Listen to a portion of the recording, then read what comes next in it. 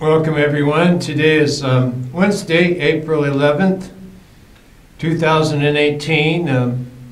We're all living on this earth plane, and we're going to take a biplane today to see where this journey is going to go on this particular golden eternity of this hour around this electronic campfire called GreenFire. I think everybody's pretty much in the same swim. Today is really the first day at 60 degrees in over 5 months. So hopefully you're warm wherever you're at, and may you have some sunshine. May the sunshine fill up our eyes, fill up our lives, fill up our hearts. We are jonesing for some sunshine. And in this particular hour, we're calling this Be a Lotus in the Muck of the World. And as different events of the world are impinging in and trying to suck out any joy of the journey, this particular show is an antidote. Even as we do some psychic diving, psychic diving into the muck of the stuff, it's actually exorcising the demons that are unannounced, and will keep them at bay at the door with a little bit of a horseshoe and omega and whatever hex sign you want to put up there.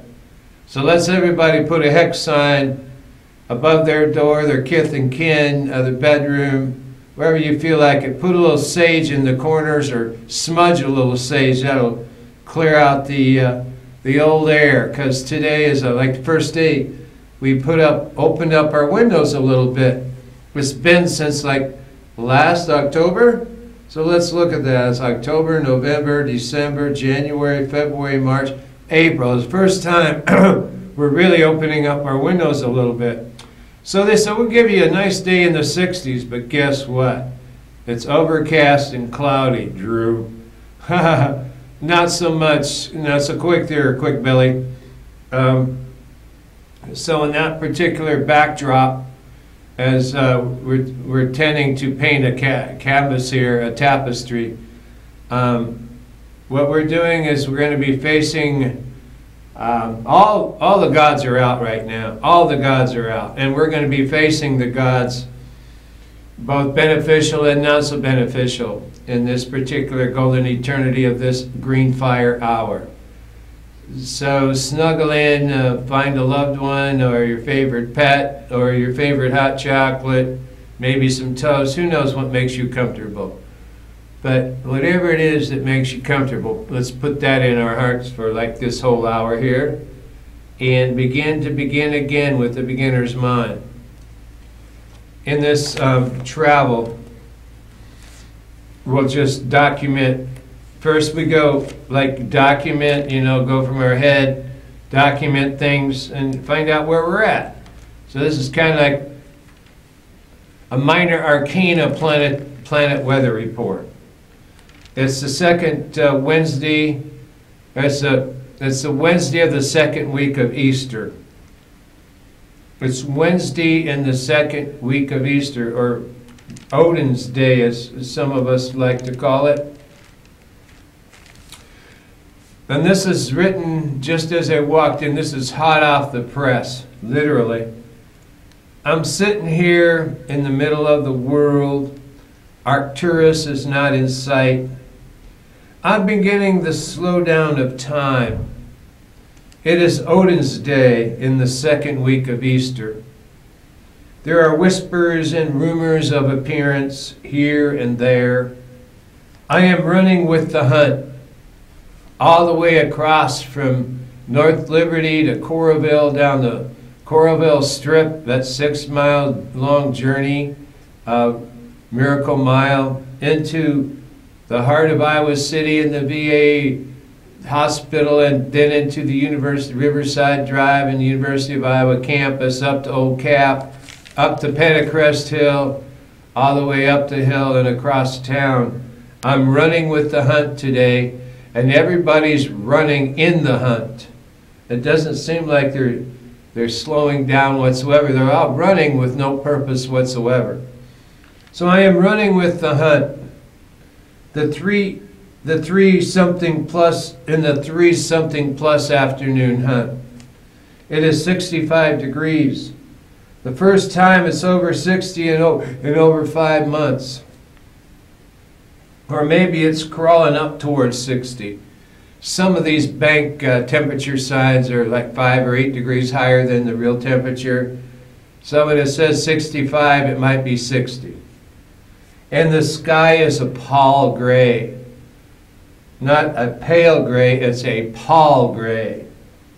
That doesn't paint this day, it's only sketching the outlines of the day. It doesn't paint this day, it only sketches the outlines of this day.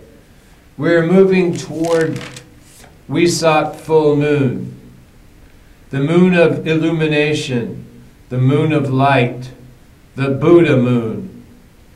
Lately I've been thinking of Sri Rajneesh and Antelope, Oregon.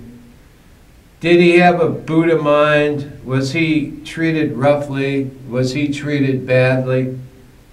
Or did he encourage it with the way he held others in contempt? A little bit of both. He did say, when you spend time in the world, your chi energy is used up. When you get home, your chi energy is used up when you get home. There's profound wisdom in that. Knowing or unknowing, the world grinds you up, sometimes hisses you out. There's a profound teaching here, dear friend. Rajneesh was a time, a movement, a place in the early 80s, late 70s, early 80s, up in Oregon, from a movement that began in Pune, India.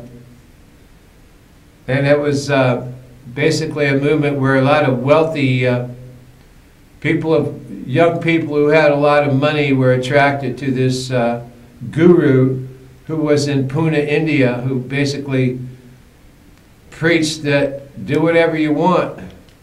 Pretty hedonistic and do whatever you want. Zorba the Buddha, dance, whatever, free love, and set up, bought this 64,000 acre ranch that, of all ironies, was owned by John Wayne before the Rajneesh showed up.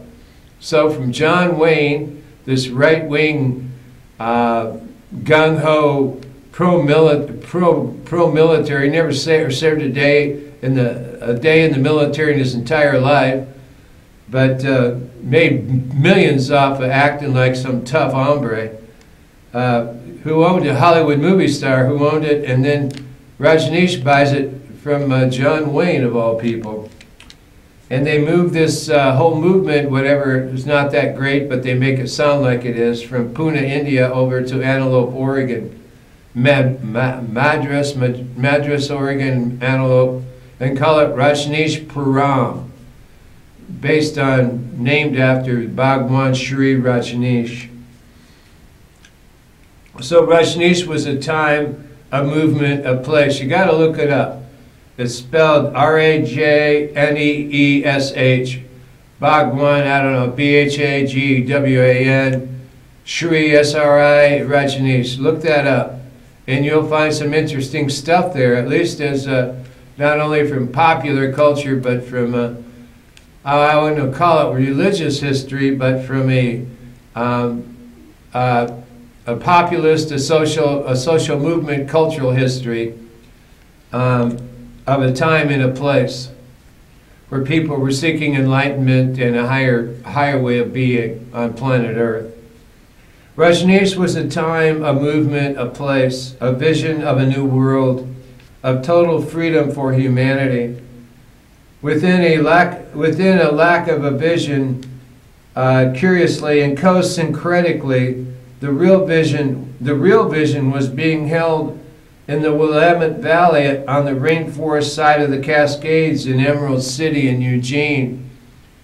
So you had a diversion, an attractor beam called Rajneesh Puram, And then you had the real deal, which was in Eugene, Oregon, which we call Emerald City. The real movement was there, and it held a long time.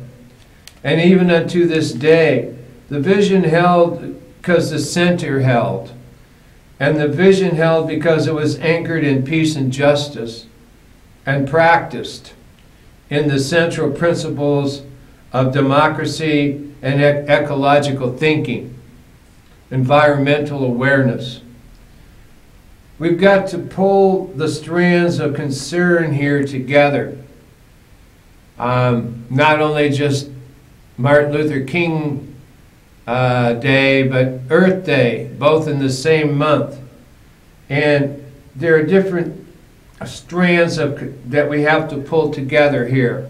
One is the concern for the poor, the marginalized, for racial equity, racial equality, a concern for the evils of militarism, especially the war makers and the owners of the war manufacturing companies who make profits off the dead of the young Americans and the people they kill, those war profiteers.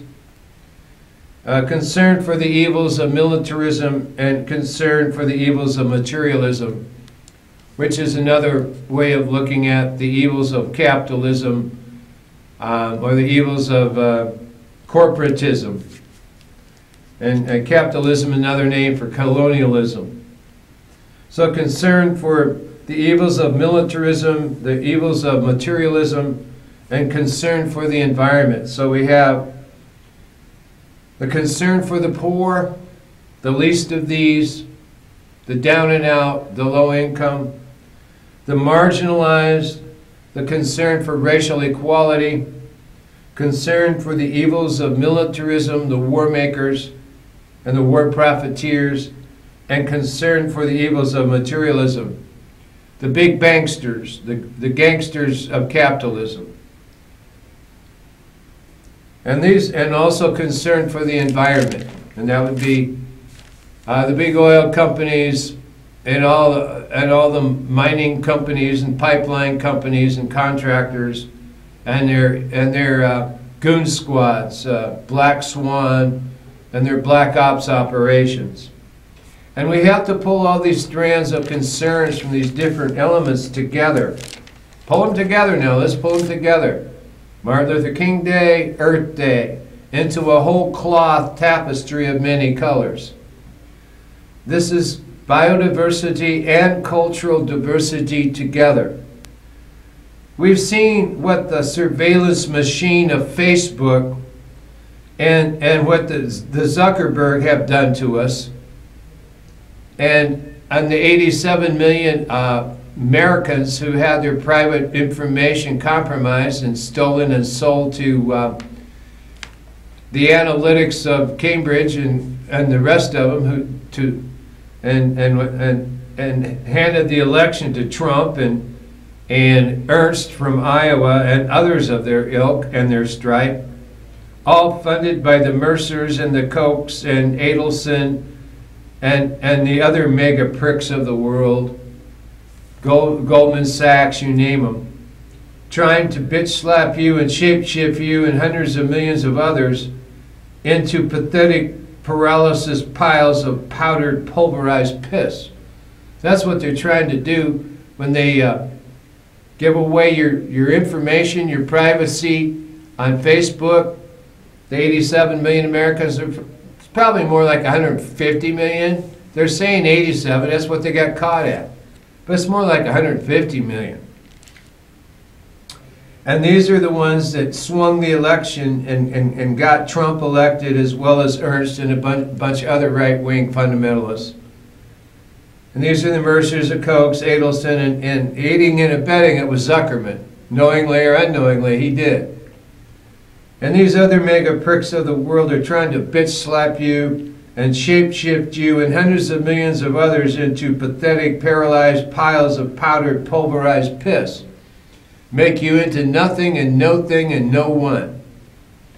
And the heartbeat of the planet drum pulses out a love song in this muck And the heartbeat of the planet drum pulses out a love song of the deep in this muck. And the heartbeat of the planet drum pulses out a love song of the deep, heard only in a podcast of humpback whales, in a pod of humpback whales, in their migration to and out of the Sea of Cortez.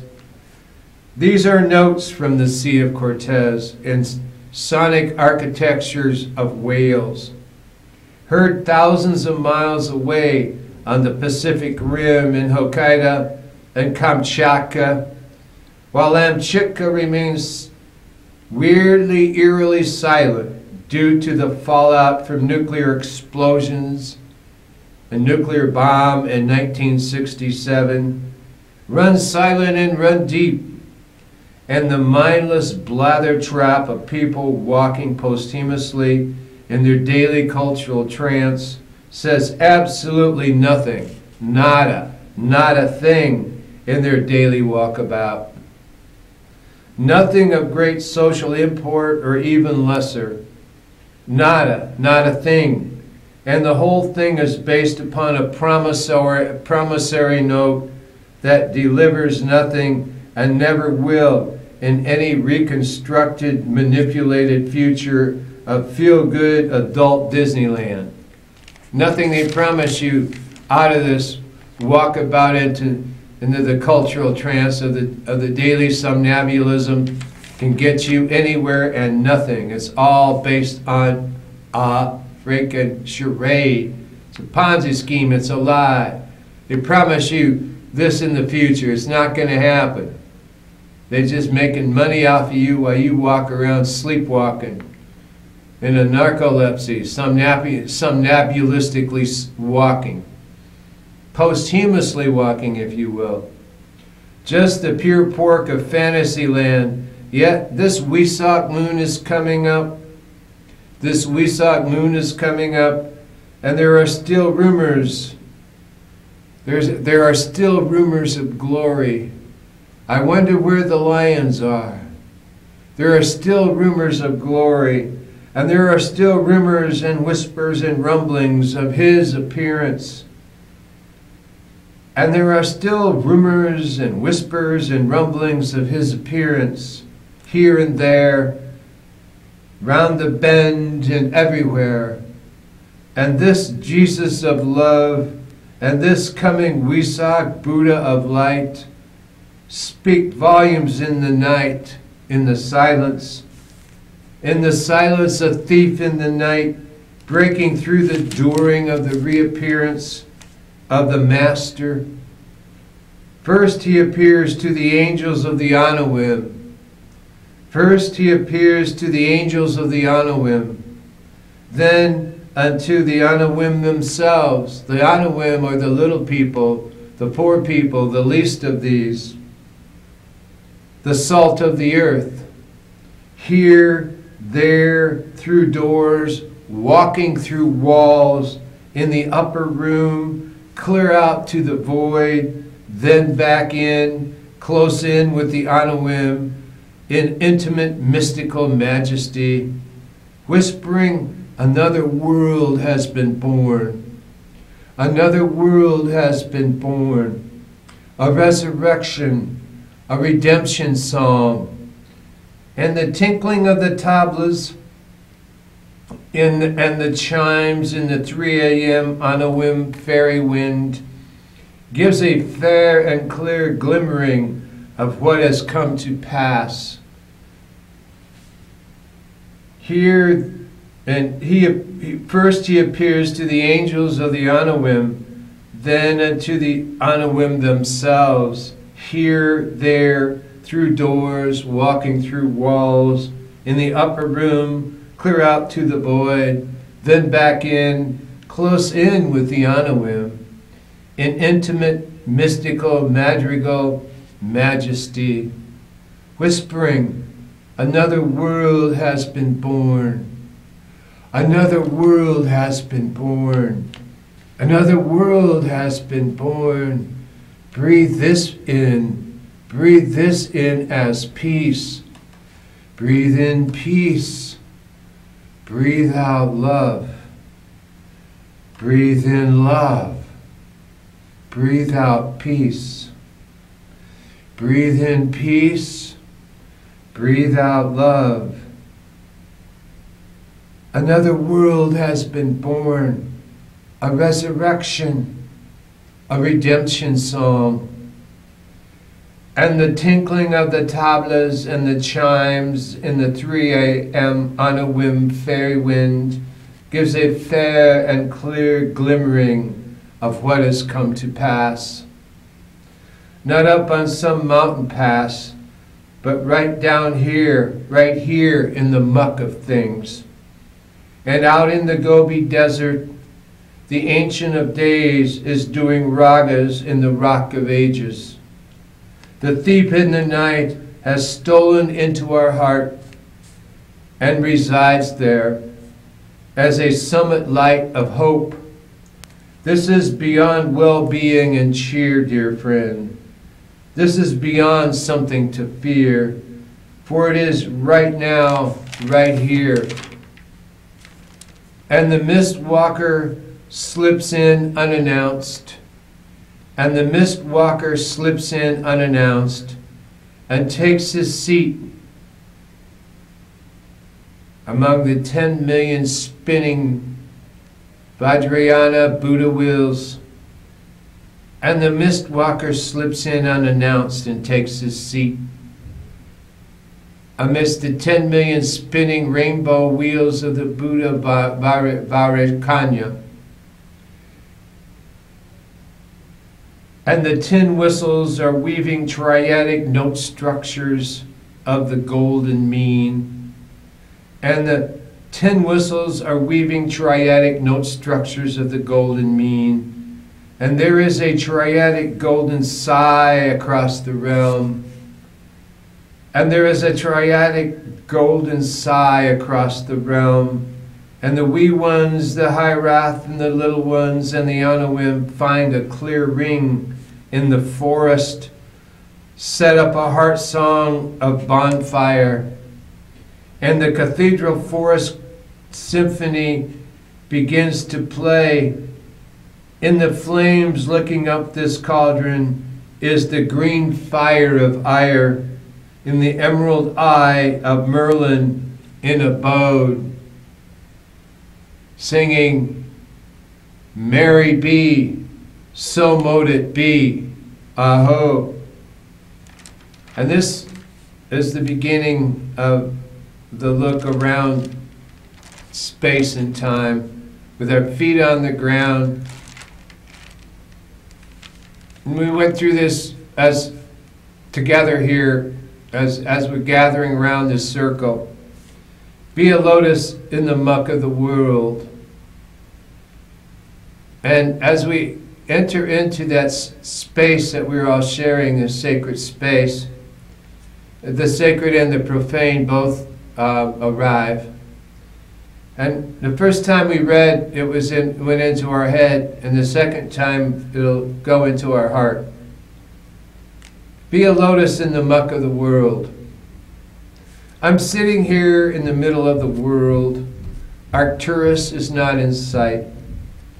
I'm beginning the slowdown of time. It is Odin's day in the second week of Easter.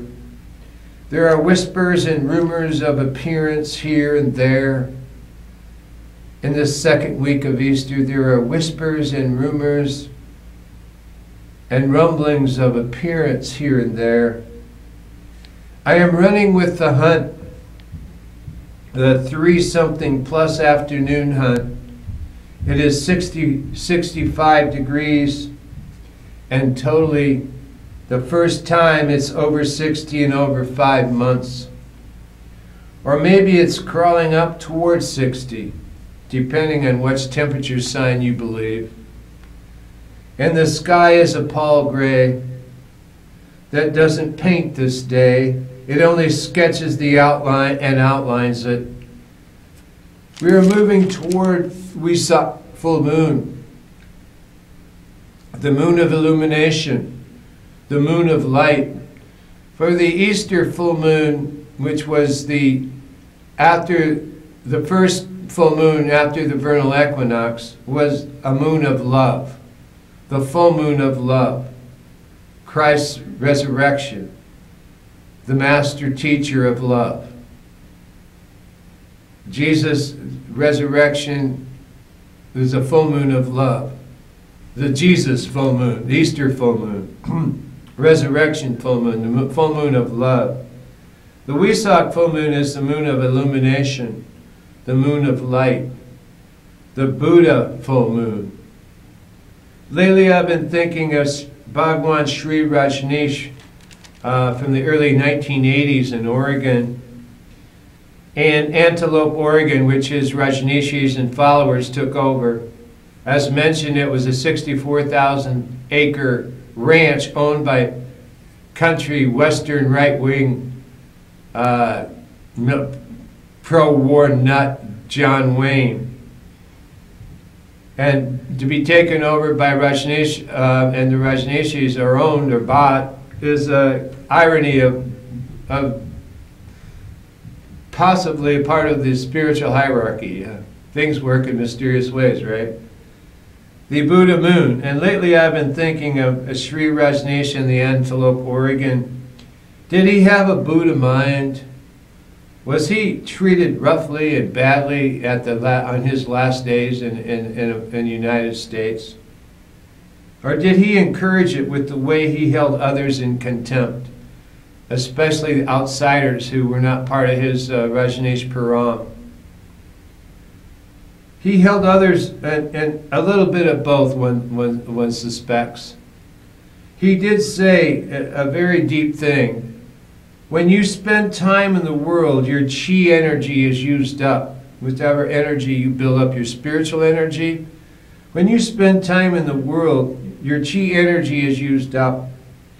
And when you get home, that's what you find is that you have to build up your chi energy again. It's rare that one has one's chi energy built up while being in the world, and when you get home, it's all amped up and filled up. That's a profound teaching. One more cup of coffee before I go to the valley below. Another way of saying that. And in that, when you spend time in the world, your chi energy is used up. Knowing or unknowing, the world grinds you up. Sometimes hisses you out. There's a profound teaching here, dear friend. Rajneesh was a time of movement, a place, a vision of a new world, of total freedom for humanity. Within a lack of a vision, curiously and co-syncretically, the real vision was being held over the mountains to the west in the Willamette Valley, on the rainforest side of the Cascades at Emerald City in Eugene. And it held a long time, even unto this day. The vision held because the center held.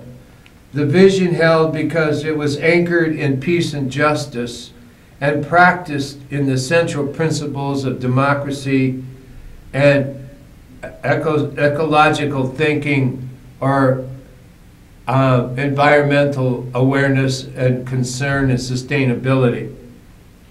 We've got to pull the strands of concern for the poor, the marginalized, for racial equality, concern for the evils of militarism, concern for the evils of materialism, and concern for the environment. Pull all these strands into a whole cloth tapestry of many colors.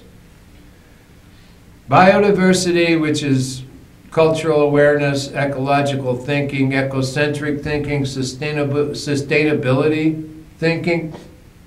Think locally, think globally, act locally.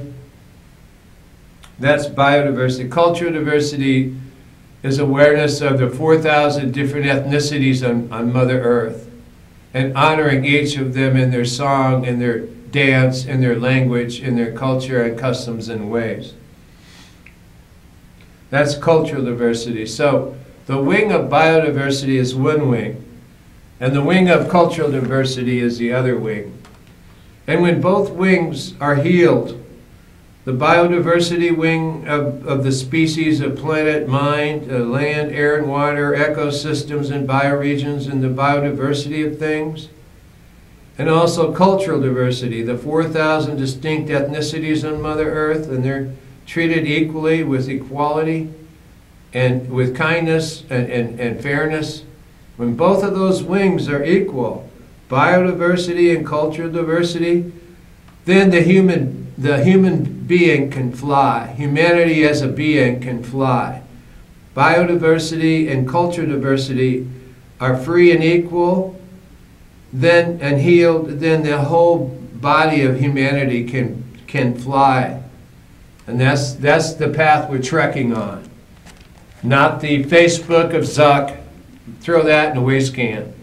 It won't get you anywhere. Biodiversity and cultural diversity will get you somewhere. It'll get all of humanity to a place of freedom. And so, when biodiversity and cultural diversity, we've seen what the surveillance machine of Facebook and the Zuck have done to us. It's handed the election to Trump and Ernst and others of their ilk and stripe. And it's all funded by the Mercers and the Kochs and the Adelsons and the Goldman Sachs of the world and all the other mega pricks of the world. And they're trying to bitch slap you and shapeshift you and hundreds of millions of others into pathetic, paralyzed piles of powdered, pulverized piss and no players in the game. And the heartbeat of the planet drum pulses out a love song of the deep. And the heartbeat of the planet drum, boom, boom, boom, boom, boom, boom. And the heartbeat of the planet drum, boom, boom, boom. And the heartbeat of the planet drum, boom, boom, boom. And the heartbeat of the planet drum, boom, boom, boom. And the heartbeat of the planet drum, boom, boom, boom. Pulses out a love song of the deep. Pulses out a love song of the deep. Heard only in a pod of humpback whales. Heard only in a pod of humpback whales in their migration. In their migration into and out of the Sea of Cortez. And this pod of humpback whales, this is only heard in their migration into and out of the Sea of Cortez. These are notes from the Sea of Cortez in sonic architectures of whales heard thousands of miles away on the Pacific Rim, across the waves in Hokkaido and Kamchatka, while Amchitka remains silent due to the fallout from nuclear bombing, atomic bombing in 1967. Run silent and run deep. And the mindless blather trap of people walking posthumously in their daily cultural trance says absolutely nothing, nada, not a thing in their daily walkabout. Nothing of great social import or even lesser. Nada, not a thing. And the whole thing is based upon a promissory note that never delivers and never will in any reconstructed, manipulated future. And that promissory note goes something like Nubo in Cedar Rapids, some kind of feel-good adult Disneyland, and it never delivers except sucks out your money. It's for the yuppies and the PCs and the wannabes of the world, and it delivers nothing. Just the pure pork of fantasy land, Yet this Wesak moon is coming up. Yet this Wesak moon is coming up. And there are still rumors and whispers and rumblings of his appearance. Here and there, thou art that. Here and there, thou art that. Round the bend and everywhere. And this Jesus of love and this coming Wesak Buddha of light speak volumes in the night. Speak volumes in the silence. A thief in the night, breaking through the dooring of the reappearance of the Master. Breaking through the dooring of the reappearance of the Master. First he appears to the angels of the Anawim, the little people, the poor people. First he appears to the angels of the Anawim, the little people. Then unto the Anawim themselves. Here, there, through the doors, walking through walls, in the upper room, clear on out to the void, then back in, then close in with the Anawim, in intimate mystical majesty, whispering, another world has been born. Another world has been born. Another world has been born. A resurrection, a redemption song, and the tinkling of the tablas and the chimes in the 3 a.m. Anawim fairy wind gives a fair and clear glimmering of what has come to pass. Another world has been born. Another world has been born. Another world has been born.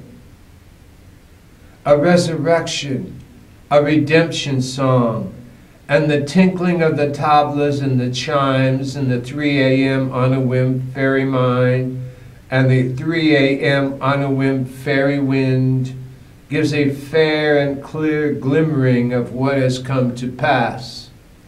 And what has come to pass? Not up on some mountain pass, but right down here, right here in the muck of things, right down here in the mix. And out in the Gobi, and out in the Gobi, the Ancient of Days is doing ragas in the Rock of Ages. And out in the Gobi, the Ancient of Days is doing ragas in the Rock of Ages. The thief in the night has stolen into our heart.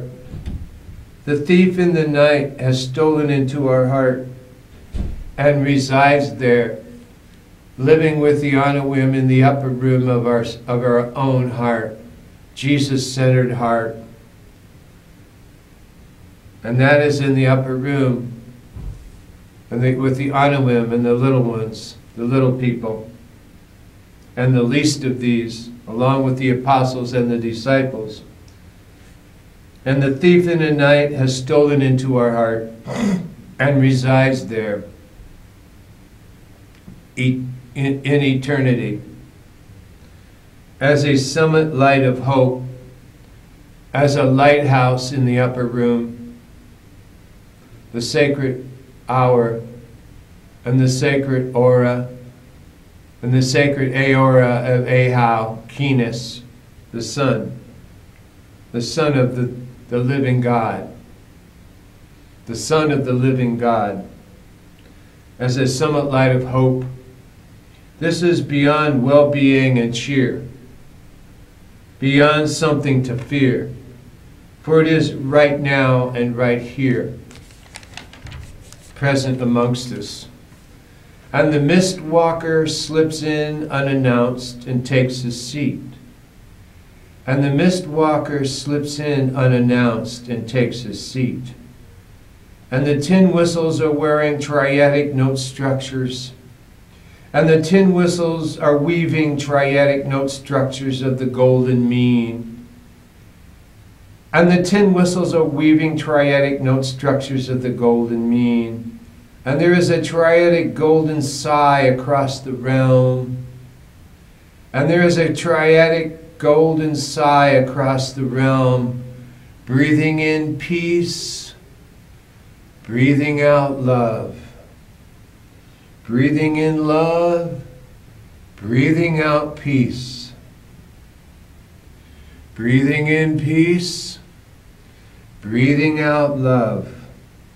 And there is a triadic golden sigh across the realm. And the wee ones and the little ones and the Hierath and the Anawim find a clear ring in the forest. They set up a heart song of bonfire, and the cathedral forest symphony begins to play, and the cathedral forest symphony begins to play in the flames licking up this cauldron, and they play in the flames licking up this cauldron in the green fire of ire. And they play and they delight in the emerald eye of Merlin in abode. In the emerald eye of Merlin in abode, singing Mary Be. And the return of Arthur is in the we of the folk in the abode. And Merlin is in the abode singing, Mary be, so mote it be. And thus it goes into our heart. First, it goes into our head, and we have some time to compost it, let it center and sink in a little bit, settle in. And then we allow it a second time to go into our heart, where it begins to live with the Anawim for a long time, at least in the golden eternity of this hour. It can live in the jar of our memory, but more than that, it can live in our experiential heart song into eternity.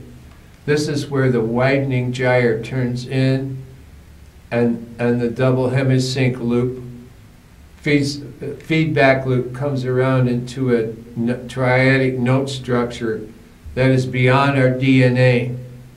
It is more in our RNA, which allows for such higher realm to breathe into our being. For that is our true self, that is above and as above, so below. Thrice Hermes Trismegistus. That's the higher self. We're speaking in these terms. And that way we can celebrate and say, there's always wiggle room for play. And in that sense, I'll share with you a little bit of what the mist walker was experiencing. And mist walker is a form of spirituality in the Celtic tradition, is the mist walker. It's a form of animism. And they have a fast, but in keeping with the ancient Celtic practice of sleeping or meditating atop graves and ancestral hills, the young poet places himself in a thin place. A thin place is a threshold of history and wisdom. Usually a sacred place, a magnetic deviation zone that has openings to the other world. It's a thin place, a threshold of history and wisdom.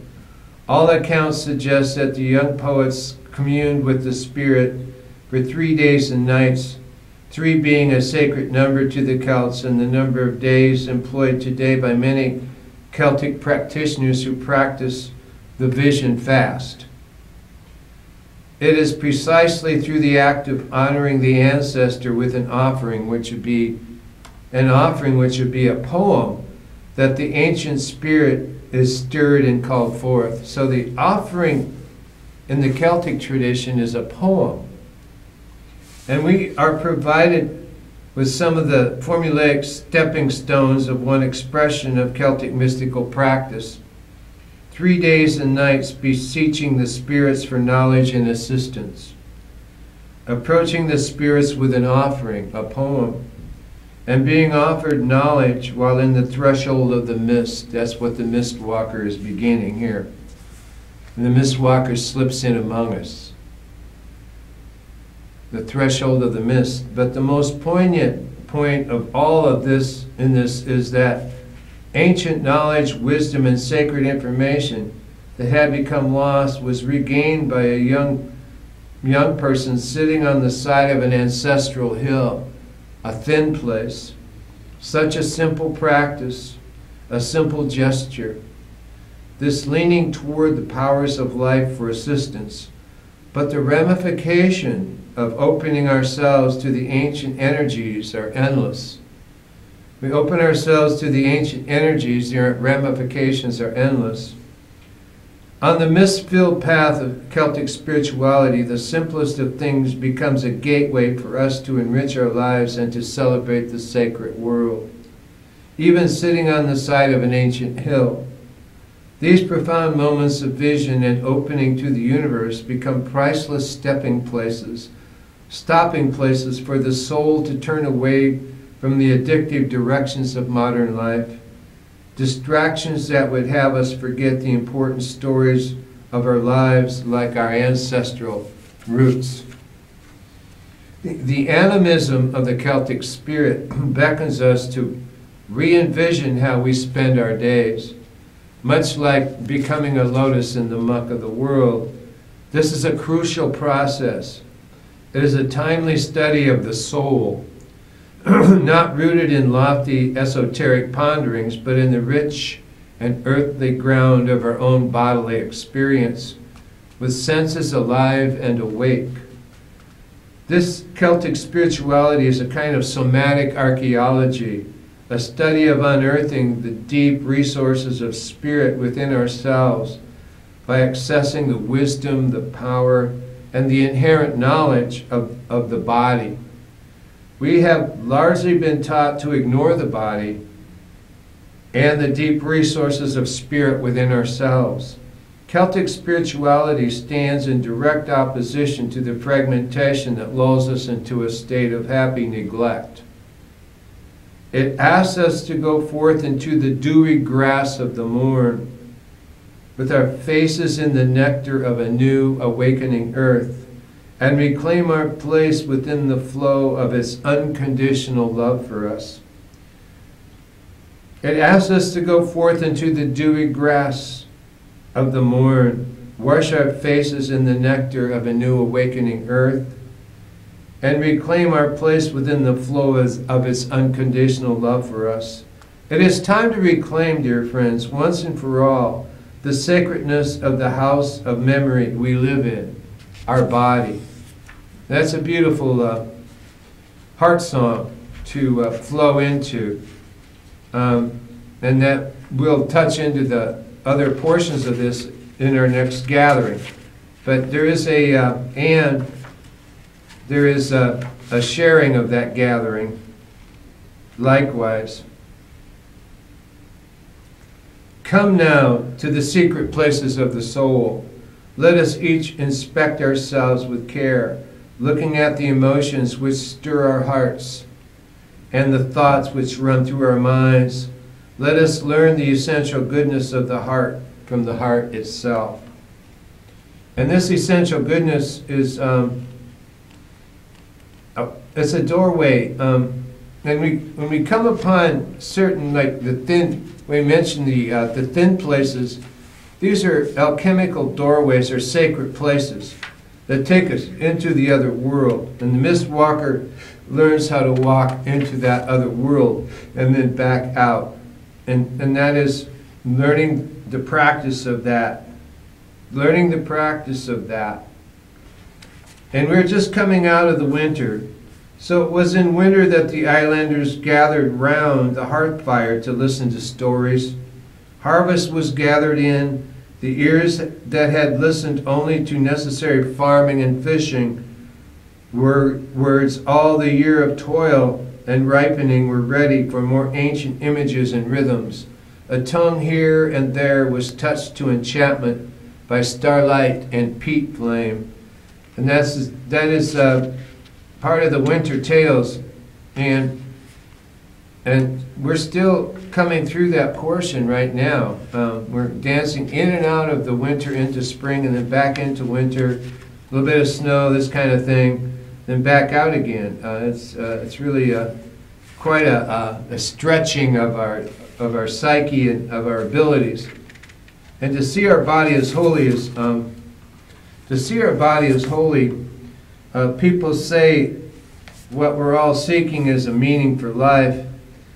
And Joseph Campbell says, I don't think that's what we're really seeking. I think what we're really seeking is an experience of being alive, so that our life experience on the purely physical plane will have resonance with the innermost being and reality, so that we can actually feel the rapture of being alive. So that's getting in touch with our body is the beginning of the rapture, beginning to feel. And the beginning to feel, that beginning to feel is a profoundly powerful experience. We have our hands raised upwards and our palms facing the fire, and we slowly lower ourselves down on bended knee and face the flames of this green fire with our hands raised upwards and our palms facing the fire, singing, "O gleaming grace of the evening, O gleaming grace of the evening, O great spark of the sun, may all within this house be blessed. May all within this home be blessed. May all within this golden eternity of this sacred green fire hour be blessed and protected by the hands of Brigid on this night, on this Odin's day, April 11th. The wing of Saint Michael, the salt kiss of Manannan, the keeper of the sea. I smore this fire this night in the name of Brigid, in the name of the foster mother of Christ, in the name of Christ, in the name of Lug. I sain this heart, this hearth. And this is then we threw a sprig of dry juniper into this electronic Celtic green fire for this golden eternity of this hour, and you smudge this ionic atmosphere clear out into the hearth fire wherever you live and into your own heart song. And this is a little Celtic blessing of the fire of and if we want to call it the wooing of spring, we can call it the wooing of Etain. But the wooing of spring is good enough. And good enough, hey. I was not, and I came to be. I was, and I am not. That is all. And who shall say more will lie. I shall not be. And that is an interesting epigram of an ancient epigram of the experience of Hermes. Hermes the thief. And Hermes is will wing it. And the Hermes is the one who slips in the middle of the night. And so welcome Hermes. He's a messenger. Messenger bringing many meanings to our lives. And without Hermes, we're just Jack, a dull boy. And we certainly do not want to be Jack, a dull boy. And in order to arrive at what you are not, you must go through the way in which you are not. And what you do not know is the only thing you know. And what you own is what you do not own. And what you are, and where you are, is where you are not. And so this is the soul's task. The soul's task is something that was the mystical chorus of Goethe writes about in the likeness of the chorus that everything that passes before you is just a likeness. In order to arrive at what you are not, you must go through the way in which you are not, and what you do not know is the only thing you do know, and what you own is what you do not own, and where you are is where you are not. And that is moving up to heaven, Uranus, and the earth, Gaia, and the Orphic tale. So we'll be touching into a little bit of the Orphic tale from time to time, and next week we'll touch into that more. But on this particular journey, let us move into just a small portion, or what would be called a little portion, and see where we're at. In unconditional love with ruthless compassion, agape and amor and eros and rage, love and unconditional love, and in declaring Monsignor Romero, who was a martyr in El Salvador in 1980, killed by the death squads while saying Mass, and declaring Monsignor Romero a saint. These human rights these human rights of the massacres of El Salvador, Guatemala, Honduras, Nicaragua, Panama, and all of Central America begin to be addressed.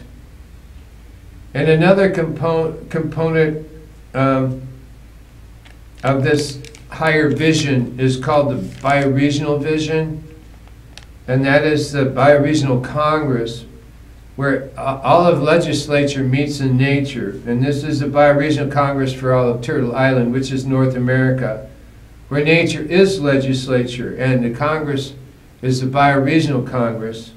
There are no geopolitical mind maps. This is what we call, we have cultural, and then we have and bioregional. On one side we have the culture, and then we have the biodiversity on the other. This is part of biodiversity.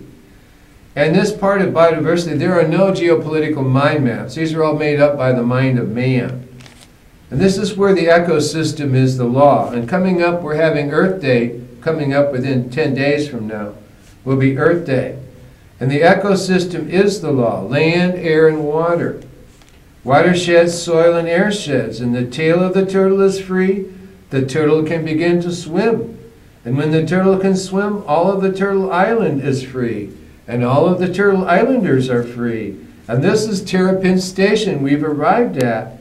After that, all of the Americas, called Americua, the land of the winds, can become free. And this will be a bequeathment to the memory of the 7th generation yet to come. And this is, we arrive at Terrapin Station. And in this luminescent star is the thrice Hermes Trismegistus, 3-part Harmonia Mundi, and beginning to be felt, to be birthed on earth, and restoring mirth on earth. And so, through this electronic campfire, the GreenFire, may mirth be restored upon your hearth and in your heart song, dear friends. And remain to be within the within of the one that we are all part of, interconnected and interwoven. Blessings and peace.